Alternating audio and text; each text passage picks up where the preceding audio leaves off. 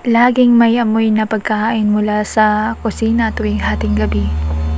Akala ko ay baka lamang sa may daga o ibang hayop, kaya naisipan kong maglagay ng kamera upang malaman kung ano ang nangyayari. Sa aking pagkabigla sa oras na 3:00 ng madaling araw, may nakita akong babae na nagluluto sa aming kusina. Hindi siya ordinaryong tao dahil malamlam ang kanyang mga mata at tila walang buhay ang kanyang muka.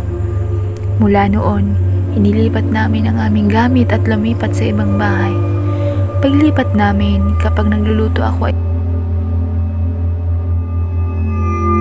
biglang pumapatay ang ilaw at bigla na lang akong pinahiga sa sahig.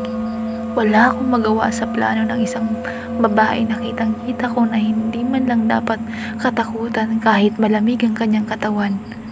At pinabayaan ko lang siya sa gusto niya.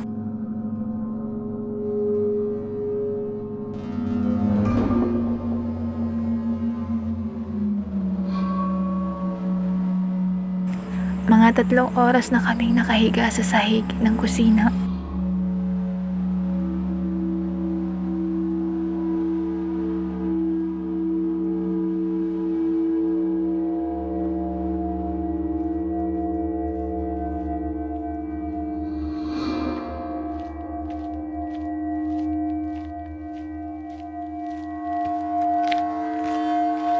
Kwento siya ng kwento ng maraming karanasan, habang ako magta-3 oras na rin hindi makapagsalita at hindi mapakali.